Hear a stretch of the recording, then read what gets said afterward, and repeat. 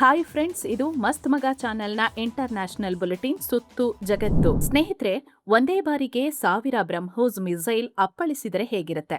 ಅಮೆರಿಕದ ಆಕಾಶದಲ್ಲಿ ಇಂಥದ್ದೇ ಭಯಾನಕ ಘಟನೆಯಾಗಿದೆ. ಅಲ್ಲಿನ ಜನ ಬೆಚ್ಚಿ ಬೆರಗಾಗೋ ಹಾಗೆ ಭಾರಿ ಉಲ್ಕೆಯೊಂದು ಸ್ಫೋಟ ಆಗಿದೆ. ಸ್ಫೋಟದ ತೀವ್ರತೆಗೆ ಅಮೆರಿಕದಲ್ಲಿ ಮನೆಗಳು ಅಲುಗಾಡಿವೆ. ಜನ ಭೂಕಂಪ ಆಯ್ತಾ ಅಥವಾ ಮಿಸೈಲ್ ಏನಾದ್ರೂ ಬಂದು ಬಿತ್ತಾ ಅಂತ ಹೆದರಿಕೊಂಡಿದ್ರು. ಆದ್ರೆ ಅದು ಉಲ್ಕಾಶಿಲೆ ಅನ್ನೋದು ನಂತರ ಗೊತ್ತಾಗಿದೆ. ಭೂಮಿಯಿಂದ 40 ಮೈಲು ಎತ್ತರದಲ್ಲಿ ಇರುವಾಗಲೇ ಇದು ಸ್ಫೋಟ ಆಗಿದೆ. ಆಗ 300 ಟನ್ TNT ಸ್ಫೋಟಕ ಸಿಡಿದಷ್ಟು ಶಕ್ತಿ ರಿಲೀಸ್ ಆಗಿದೆ. ಇದು 1000 ಬ್ರಹ್ಮೋಸ್ ಮಿಸೈಲ್ಗಳು ಏಕಕಾಲದಲ್ಲಿ ಒಂದೇ ಜಾಗಕ್ಕೆ ದಾಳಿ ಮಾಡಿದ್ರೆ ಎಷ್ಟು ಪರಿಣಾಮ ಇರುತ್ತೋ ಅಷ್ಟು. ಇದು ಸುಮಾರು 3 ಅಡಿ ಅಗಲದ ಉಲ್ಕಾಶಿಲೆ. ಆದರೆ ಗಂಟೆಗೆ ಬರೋಬ್ಬರಿ 1,20,000 ಕಿಲೋಮೀಟರ್ ಸ್ಪೀಡ್ನಲ್ಲಿತ್ತು. ಡೆಲವೇರ್ನಿಂದ ಕೆನಡಾದ ಮಾಂಟ್ರಿಯಲ್ವರೆಗೂ ಈ ಸ್ಫೋಟದ ಸೌಂಡ್ ಕೇಳಿಸಿದೆ. ಈ ಬಗ್ಗೆ ನಾಸಾ ಕೂಡ ಅಧಿಕೃತವಾಗಿ ಮಾಹಿತಿ ಕೊಟ್ಟಿದೆ. ಇದು ಯಾವುದೇ ಸ್ಯಾಟಲೈಟ್ ಕಸ ಅಲ್ಲ ಅಂತ ಸ್ಪಷ್ಟಪಡಿಸಿದೆ. ಇದೊಂದು ನ್ಯಾಚುರಲ್ ಆದ ಬಾಹ್ಯಾಕಾಶ ವಸ್ತು.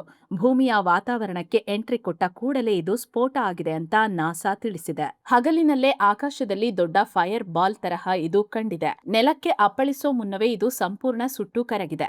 ಹೀಗಾಗಿ ಅಲ್ಲಿ ಆಗಬಹುದಾಗಿದ್ದ ದೊಡ್ಡ ಅನಾಹುತ ತಪ್ಪಿದೆ. ಇನ್ನು ಅಸಲಿ ಬ್ರಹ್ಮೋಸ್ಗಳ ವಿಷಯಕ್ಕೆ ಬರೋದಾದ್ರೆ, ಚೀನಾ ಬುಡಕ್ಕೆ ಮತ್ತಷ್ಟು ಬ್ರಹ್ಮೋಸ್ಗಳ ಎಂಟ್ರಿ ಆಗ್ತಿದೆ. ಈಗ ಪಾಕಿಸ್ತಾನ ಸೇನೆಯನ್ನ ಜಾಲಾಡಿದ್ದ ಬ್ರಹ್ಮೋಸ್ ಮಿಸೈಲ್ ಅನ್ನ ಚೀನಾ ಪಕ್ಕದಲ್ಲಿರೋ ವಿಯೆಟ್ನಾಂ ಖರೀದಿ ಮಾಡ್ತಿದೆ.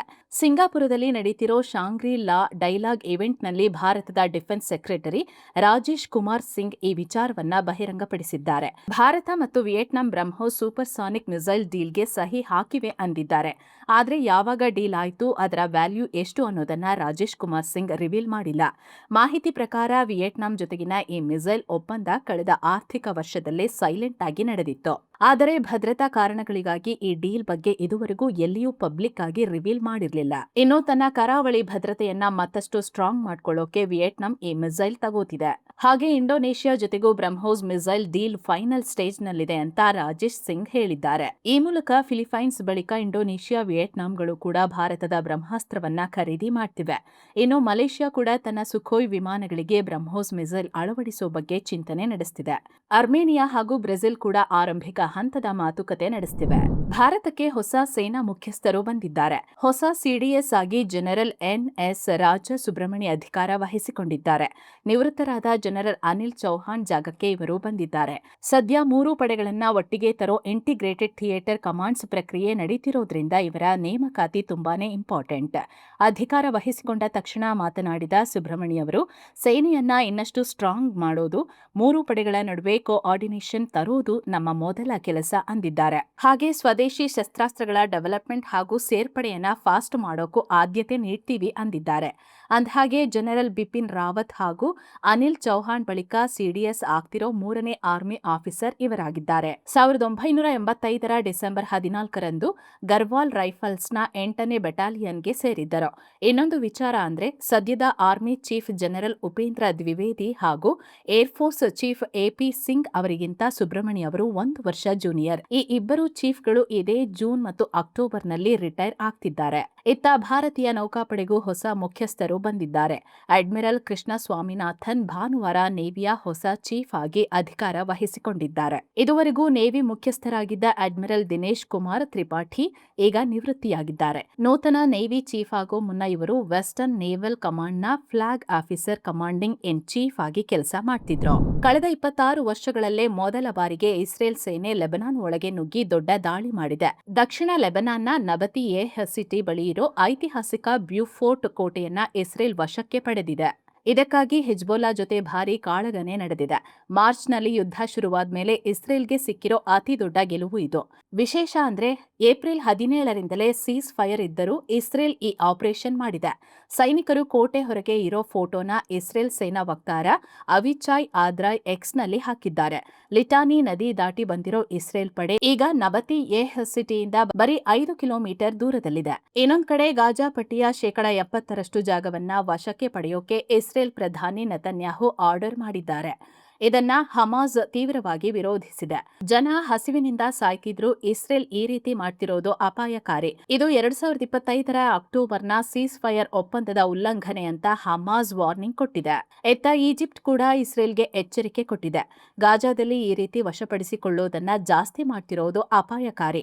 ಇದರಿಂದ ಸೀಸ್ ಫೈರ್ ಮುರಿದು ಬೀಳುತ್ತೆ ಅಂತ ಈಜಿಪ್ಟ್ ಹೇಳಿದೆ. ಇತ್ತ ಇರಾನ್ ಕಡೆಗೆ ಹೊರಟಿದ್ದ ಬೃಹತ್ ಕಾರ್ಗೋ ಹಡಗಿನ ಮೇಲೆ ಅಮೆರಿಕ ಮಿಸೈಲ್ ದಾಳಿ ಮಾಡಿದೆ. ಬರೋಬ್ಬರಿ 20ಕ್ಕೂ ಹೆಚ್ಚು ಬಾರಿ ವಾರ್ನಿಂಗ್ ಕೊಟ್ಟರೂ ಕೇಳದಿದ್ದಕ್ಕೆ ಹಡಗಿನ ಇಂಜಿನ್ ರೂಮ್ಗೆ ಹೆಲ್ ಫೈರ್ ಮಿಸೈಲ್ ಹೊಡೆದಿದೆ. ಗಾಂಬಿಯಾ ಧ್ವಜ ಹೊತ್ತಿದ್ದ ಈ ಹಡಗನ್ನ ಲಿಯಾನ್ ಸ್ಟಾರ್ ಅಂತ ಗುರುತಿಸಲಾಗಿದೆ. ಈ ದಾಳಿಯಿಂದ ಹಡಗಿನ ಇಂಜಿನ್ ಕಂಪ್ಲೀಟ್ ಸೀಸ್ ಆಗಿದ್ದು ಅದರ ಪ್ರಯಾಣಕ್ಕೆ ಬ್ರೇಕ್ ಹಾಕಲಾಗಿದೆ. ಇನ್ನು ಸ್ನೇಹಿತರೆ, ಸೆವೆನ್ ಸ್ಯಾಂಡ್ಸ್ ಟೂರಿಸಂನವರು ರಾಮೇಶ್ವರಂ, ಕನ್ಯಾಕುಮಾರಿ ಸೇರಿ ಹಲವು ಪುಣ್ಯಕ್ಷೇತ್ರಗಳಿಗೆ ಟ್ರಿಪ್ ಆಯೋಜಿಸಿದ್ದಾರೆ. ಕೇವಲ 18,700 ರೂಪಾಯಿಗೆ ಈ ಪ್ಯಾಕೇಜ್ನಲ್ಲಿ ಸೀನಿಯರ್ ಸಿಟಿಸನ್ಸ್ಗೆ ಸ್ಪೆಷಲ್ ಕೇರ್ ಸಿಗಲಿದೆ. ಜೂನ್ 15ಕ್ಕೆ ಯಾತ್ರೆ ಆರಂಭ ಆಗುತ್ತೆ. ಆಸಕ್ತರು ಕಾಲ್ ಮಾಡಿ ಬುಕ್ ಮಾಡ್ಕೊಳ್ಳಿ. ಇತ್ತ ಅಮೆರಿಕದ ಡ್ರೋನ್ ಒಂದನ್ನ ಹೊಡೆದಾಕಿದ್ದೀವಿ ಅಂತ ಇರಾನ್ನ ಐಆರ್ಜಿಸಿ ಹೇಳಿದೆ. ಅಮೆರಿಕದ MQ-1 ಡ್ರೋನ್ ಇರಾನ್ ವಿರುದ್ಧ ರಹಸ್ಯ ಆಪರೇಷನ್ ಮಾಡೋಕೆ ಬಂದಿತ್ತು. ತಕ್ಷಣವೇ ಲೇಟೆಸ್ಟ್ ಡಿಫೆನ್ಸ್ ಮಿಸೈಲ್ಗಳನ್ನ ಬಳಸಿ ಅದನ್ನ ಹೊಡೆದಾಕಿದ್ವಿ ಅಂತ ಐಆರ್ಜಿಸಿ ಹೇಳಿದೆ. ಜೊತೆಗೆ ಅಮೆರಿಕ ದುಸ್ಸಾಹಸ ಮಾಡಿದ್ರೆ ನಾವು ಸುಮ್ಮನೆ ಬಿಡಲ್ಲ, ನಿರ್ಣಾಯಕ ಪ್ರತಿಕ್ರಿಯೆ ಕೊಡ್ತೀವಿ ಅಂತ ವಾರ್ನಿಂಗ್ ಕೊಟ್ಟಿದೆ. ಇತ್ತ ಅಮೆರಿಕ ಕೂಡ ಇರಾನ್ಗೆ ದಾಳಿ ಬೆದರಿಕೆಯೊಡ್ಡಿದೆ. ಶಾಂತಿ ಮಾತುಕತೆ ಫೇಲ್ ಆದ್ರೆ ಮತ್ತೆ ಅಟ್ಯಾಕ್ ಮಾಡೋಕೆ ನಾವು ಸಿದ್ಧ ಅಂತ ಅಮೆರಿಕದ ರಕ್ಷಣಾ ಸಚಿವ ಪೀಟ್ ಹೆಕ್ಸೆತ್ ಹೇಳಿದ್ದಾರೆ. ಅಲ್ಲದೆ ನಮ್ಮ ಹತ್ರ ಕೇವಲ ಈ ಭಾಗದಲ್ಲಿ ಮಾತ್ರ ಅಲ್ಲ, ಜಗತ್ತಿನಾದ್ಯಂತ ಮಿಲಿಟರಿ ಆಪರೇಷನ್ ನಡೆಸುವಷ್ಟು ಸ್ಟಾಕ್ ನಮ್ಮಲ್ಲಿದೆ ಅಂತ ಹೆಕ್ಸೆತ್ ಹೇಳಿದ್ದಾರೆ. ಇತ್ತ ಇದೇ ಪೀಟ್ ಹೆಕ್ಸೆತ್ ಪಾಕಿಸ್ತಾನವನ್ನ ಹೊಗಳಿದ್ದಾರೆ. ಅಮೆರಿಕ ಮತ್ತು ಪಾಕ್ ಸಂಬಂಧ ದಿನದಿಂದ ದಿನಕ್ಕೆ ಗಟ್ಟಿಯಾಗ್ತಿದೆ ಅಂದಿದ್ದಾರೆ. ಅಧ್ಯಕ್ಷ ಟ್ರಂಪ್ ಪಾಕಿಸ್ತಾನದ ಲೀಡರ್ಶಿಪ್ ಜೊತೆ ಈಗ ಉತ್ತಮ ಸ್ನೇಹ ಬೆಳೆಸಿದ್ದಾರೆ. ದಕ್ಷಿಣ ಏಷ್ಯಾದಲ್ಲಿ ಶಾಂತಿ ಸ್ಥಾಪಿಸುವುದಕ್ಕಾಗಿ ಪಾಕ್ ಪಿಎಂ ಶಹಬಾಜ್ ಶರೀಫ್ ಸೇನಾ ಮುಖ್ಯಸ್ಥ ಮುನೀರ್ ಪ್ರಮುಖ ಪಾತ್ರ ವಹಿಸುತ್ತಿದ್ದಾರೆ ಅಂತ ಹೆಕ್ಸೆತ್ ಹೇಳಿದ್ದಾರೆ. ಕಡೆಗೆ ಭಾರತ ಅಥವಾ ಪಾಕಿಸ್ತಾನದ ಮಿಸೈಲ್ಗಳಿಂದ ಅಮೆರಿಕಾಗೆ ಸದ್ಯಕ್ಕೆ ಯಾವುದೇ ಭೀತಿ ಇಲ್ಲ ಅಂತ ಹೇಳಿದ್ದಾರೆ. ಜೊತೆಗೆ ಭಾರತವನ್ನ ಸೌತ್ ಏಷ್ಯಾದ ಅತ್ಯಂತ ಪ್ರಮುಖ ಆಧಾರ ಸ್ತಂಭ ಅಂದಿದ್ದಾರೆ. ಪಾಕ್ ಪತ್ರಕರ್ತೆಯೊಬ್ಬರು ಅಗ್ನಿ-6 ಮಿಸೈಲ್ನಿಂದ ಅಮೆರಿಕಾಗೆ ತೊಂದರೆ ಆಗಲ್ವಾ ಅಂತ ಕೇಳಿದ್ರು. ಅದಕ್ಕೆ ಹೆಕ್ಸೆತ್ ಈ ಉತ್ತರ ಕೊಟ್ಟಿದ್ದಾರೆ. ಇತ್ತ ಟ್ರಂಪ್ ನಾವು ಇರಾನ್ ಮೇಲೆ ದಾಳಿ ಮಾಡಬಾರದಿತ್ತು ಅಂದಿದ್ದಾರೆ. ಫಾಕ್ಸ್ ನ್ಯೂಸ್ ಜೊತೆಗೆ ಮಾತಾಡ್ತಾ, ಇರಾಕ್ನಲ್ಲಿ ನಾವು ಮಾಡಿದ್ದು ದೊಡ್ಡ ತಪ್ಪು, ಇರಾನ್ನಲ್ಲೂ ನಾವು ಇರಬಾರದಿತ್ತು.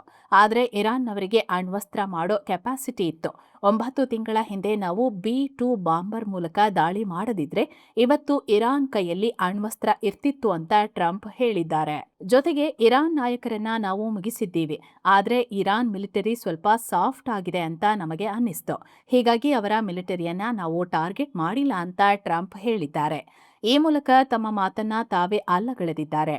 ಯಾಕಂದ್ರೆ ಇರಾನ್ ಮಿಲಿಟರಿ ಸಂಪೂರ್ಣ ಧ್ವಂಸ ಆಗಿದೆ ಅಂತ ಟ್ರಂಪ್ ಯುದ್ಧದ ಟೈಮಲ್ಲಿ ಹೇಳಿದ್ರು. ಈಗ ನಾವು ಅದನ್ನ ಟಾರ್ಗೆಟ್ ಮಾಡಿಲ್ಲ ಅಂದಿದ್ದಾರೆ. ಇನ್ನು ಯುದ್ಧಗಳಲ್ಲಿ ಎಲ್ಲರನ್ನೂ ಮುಗಿಸುವ ತಪ್ಪುಗಳು ಈ ಹಿಂದೆ ನಡೆದಿವೆ. ಹಾಗ್ ಮಾಡಿದ್ರೆ ಆ ದೇಶ ಮುಂದಿನ 40 ವರ್ಷ ಮತ್ತೆ ಮೇಲೆ ಬರೋಕೆ ಆಗಲ್ಲ. ಇದಕ್ಕೆ ಇರಾನ್ ಮಿಲಿಟರಿಯನ್ನ ನಾವು ಏನು ಮಾಡಿಲ್ಲ ಅಂತ ಟ್ರಂಪ್ ಹೇಳಿದ್ದಾರೆ. ಇನ್ನು ಅಮೆರಿಕದಲ್ಲಿ ತಮ್ಮ ಪ್ರಭಾವ ಬೆಳೆಸಿಕೊಳ್ಳೋಕೆ ಪಾಕಿಸ್ತಾನ ಮತ್ತೆ ಲಾಬಿ ಶುರು ಮಾಡಿದೆ. ಇದಕ್ಕಾಗಿ ಎರ್ವಿನ್ ಗ್ರೇವ್ಸ್ ಸ್ಟ್ರಾಟಜಿ ಅನ್ನೋ ಅಮೆರಿಕದ ಲಾಬಿ ಕಂಪನಿಗೆ ತಿಂಗಳಿಗೆ $50,000 ಕೊಟ್ಟು 2 ವರ್ಷದ ಕಾಂಟ್ರಾಕ್ಟ್ ಮಾಡಿಕೊಂಡಿದೆ. ಈ ಕಂಪನಿ ಅಮೆರಿಕದ Congress, Pentagon, State Department, think tanks ಹಾಗೂ ಮೀಡಿಯಾ ಜೊತೆ ಪಾಕ್ ಕಾಂಟ್ಯಾಕ್ಟ್ಸ್ ಬಳಸೋಕೆ ಹೆಲ್ಪ್ ಮಾಡಲಿದೆ. ಜೊತೆಗೆ ಅಮೆರಿಕದ ಕಂಪನಿಗಳು ಪಾಕಿಸ್ತಾನದಲ್ಲಿ ಅದರಲ್ಲೂ ಕ್ರಿಟಿಕಲ್ ಮಿನರಲ್ಸ್ ಸೆಕ್ಟರ್ನಲ್ಲಿ ಇನ್ವೆಸ್ಟ್ ಮಾಡೋ ಥರ ನೋಡಿಕೊಳ್ಳಲಿದೆ. ಅಮೆರಿಕ ಹಾಗೂ ಪಾಕ್ ನಡುವಿನ ಡಿಫೆನ್ಸ್ ಕನ್ಸಲ್ಟೇಟಿವ್ ಗ್ರೂಪ್ DCG ಅನ್ನ ಮತ್ತೆ ಆಕ್ಟಿವ್ ಮಾಡೋಕೆ ಪ್ಲಾನ್ ಮಾಡಲಾಗಿದೆ. ಹಾಗೆ ಅಮೆರಿಕದ ಮೇಜರ್ ನಾನ್ ನ್ಯಾಟೋ ಅಲಯನ್ಸ್ ಪಟ್ಟಿಯಿಂದ ಪಾಕಿಸ್ತಾನ ಹೊರಬೀಳದಂತೆ ಈ ಕಂಪನಿ ಕೆಲಸ ಮಾಡಲಿದೆ. ಇನ್ನು ಕೇಂದ್ರ ಸರ್ಕಾರ ಪೆಟ್ರೋಲ್, ಡೀಸೆಲ್ ಮತ್ತು ವಿಮಾನದ ಇಂಧನದ ರಫ್ತಿನ ಮೇಲಿದ್ದ ಸುಂಕವನ್ನ ಕಮ್ಮಿ ಮಾಡಿದೆ. ಜೂನ್ 1ನೇ ತಾರೀಖಿನಿಂದಲೇ ಈ ಹೊಸ ದರಗಳು ಜಾರಿಗೆ ಬರಲಿವೆ. ಹೊಸ ಪರಿಷ್ಕರಣೆ ಪ್ರಕಾರ ಪೆಟ್ರೋಲ್ ಮೇಲಿನ ಎಕ್ಸ್ಪೋರ್ಟ್ಸ್ ಡ್ಯೂಟಿಯನ್ನ ಪ್ರತಿ ಲೀಟರ್ಗೆ $1.5 ಇಳಿಸಲಾಗಿದೆ. ಡೀಸೆಲ್ ಮೇಲಿನ ಎಕ್ಸ್ಪೋರ್ಟ್ಸ್ ಡ್ಯೂಟಿಯನ್ನ $13.5 ಕಡಿಮೆ ಮಾಡಲಾಗಿದೆ. ಇನ್ನು ವಿಮಾನಗಳಿಗೆ ಬಳಸೋ ATF ಫ್ಯೂಯಲ್ ಮೇಲಿನ ಸುಂಕ ಕೂಡ $9.5 ಇಳಿಕೆಯಾಗಿದೆ. ಅಂತಾರಾಷ್ಟ್ರೀಯ ಮಾರುಕಟ್ಟೆಯಲ್ಲಿನ ಕಚ್ಚಾ ತೈಲದ ಬೆಲೆಗಳ ಆಧಾರದ ಮೇಲೆ ಪ್ರತಿ 15 ದಿನಗಳಿಗೊಮ್ಮೆ ಸರ್ಕಾರ ಈ ದರಗಳನ್ನ ರಿವ್ಯೂ ಮಾಡುತ್ತೆ. ಕಳೆದ ಮೇ 16ರಂದು ಈ ದರಗಳನ್ನ ಹೆಚ್ಚಳ ಮಾಡಿದ್ರು. ದೇಶದಲ್ಲಿ ಇಂಧನ ಕೊರತೆ ಆಗದಿರಲಿ, ಕಂಪನಿಗಳು ಹೆಚ್ಚು ರಫ್ತು ಮಾಡದೇ ಇರಲಿ ಅಂತ ಈ ಸುಂಕ ವಿಧಿಸಲಾಗಿತ್ತು. ಈಗ ತೆಗೆದಿದ್ದಾರೆ. ಇನ್ನು ನಮ್ಮ ದೇಶದೊಳಗೆ ಮಾರಾಟವಾಗೋ ಪೆಟ್ರೋಲ್ ಮತ್ತು ಡೀಸೆಲ್ ಮೇಲಿನ ಟ್ಯಾಕ್ಸ್ ಅನ್ನ ಸರ್ಕಾರ ಬದಲಾಯಿಸಿಲ್ಲ. ಹೀಗಾಗಿ ಸಾಮಾನ್ಯ ಜನರಿಗೆ ಇದರಿಂದ ಯಾವುದೇ ಎಫೆಕ್ಟ್ ಆಗಲ್ಲ. ಟೆಕ್ಸ್ಟೈಲ್ಸ್ ಇಂಡಸ್ಟ್ರಿಗೆ ಸಪೋರ್ಟ್ ಮಾಡೋಕೆ ಕೇಂದ್ರ ಸರ್ಕಾರ ಮಹತ್ವದ ನಿರ್ಧಾರ ತಗೊಂಡಿದೆ. ಜೂನ್ 1ರಿಂದ ಅಕ್ಟೋಬರ್ 31, 2026ರವರೆಗೆ ಅಂದ್ರೆ ಮುಂದಿನ 5 ತಿಂಗಳು ಹತ್ತಿ ಆಮದಿನ ಮೇಲಿದ್ದ ಕಸ್ಟಮ್ಸ್ ಡ್ಯೂಟಿಗೆ ವಿನಾಯಿತಿ ನೀಡಿದೆ. ಈ ಮೊದಲು ಹತ್ತಿ ಇಂಪೋರ್ಟ್ ಮೇಲೆ 11% ಡ್ಯೂಟಿ ಇತ್ತು.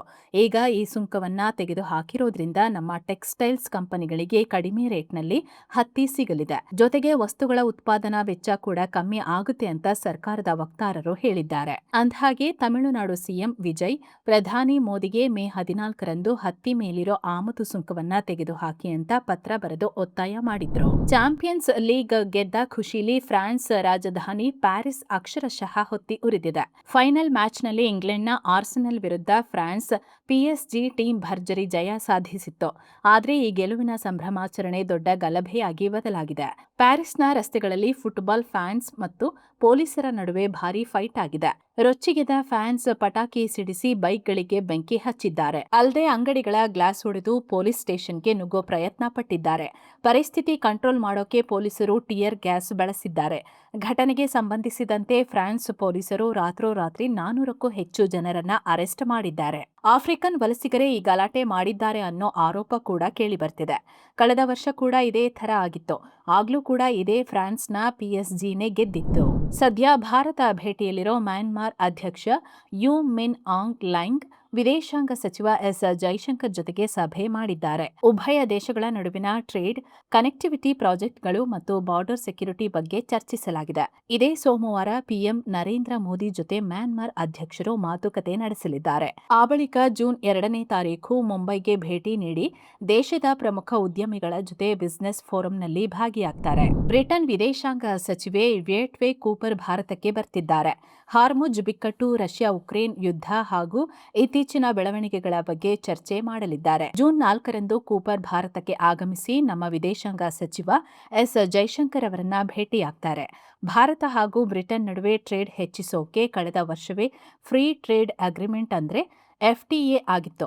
ಆದರೆ ಬ್ರಿಟನ್ ಇತ್ತೀಚೆಗೆ ಸ್ಟೀಲ್ ಇಂಪೋರ್ಟ್ ಮೇಲೆ ಹೊಸ ರೂಲ್ಸ್ ತಂದಿರೋದ್ರಿಂದ ಈ ಅಗ್ರಿಮೆಂಟ್ ಜಾರಿಗೆ ತರೋಕೆ ಸ್ವಲ್ಪ ಅಡಚಣೆ ಆಗಿದೆ ಅಂತ ಭಾರತ ಹೇಳಿದೆ. ಈ ಎಲ್ಲಾ ಪ್ರಮುಖ ಜಾಗತಿಕ ಸವಾಲುಗಳನ್ನು ಸಾಲ್ವ್ ಮಾಡೋ ಬಗ್ಗೆ ಕೂಪರ್ ತಮ್ಮ ಈ ಪ್ರವಾಸದಲ್ಲಿ ಚರ್ಚೆ ಮಾಡಲಿದ್ದಾರೆ ಅಂತ ಬ್ರಿಟನ್ ಹೇಳಿದೆ. ಸೊ ಫ್ರೆಂಡ್ಸ್, ಇದಾಗಿತ್ತು ಇವತ್ತಿನ ಜಗತ್ತಿನ ಸುತ್ತಾಟ. ಇನ್ನು ವಿಡಿಯೋ ಕೆಳಗೆ ಜಾಯಿನ್ ಆಪ್ಷನ್ ಇದೆ, ಆಸಕ್ತರು ಜಾಯಿನ್ ಆಗ್ಬೋದು. ಇದರಿಂದ ನಿಮಗೆ ವಿಶೇಷ ವಿಡಿಯೋಗಳು ಸಿಗುತ್ತೆ. ಹಾಗೆ ನಮ್ಮ ತಂಡಕ್ಕೆ ಬೆಂಬಲ ಕೊಟ್ಟಂತೆಯೂ ಆಗುತ್ತೆ. ಆಸಕ್ತರು ಕನ್ಸಿಡರ್ ಮಾಡ್ಬೋದು. ಹೀಗೆ ಮತ್ತೆ ಭೇಟಿ ಆಗ್ತಿರೋಣ. ನಮಸ್ತೆ.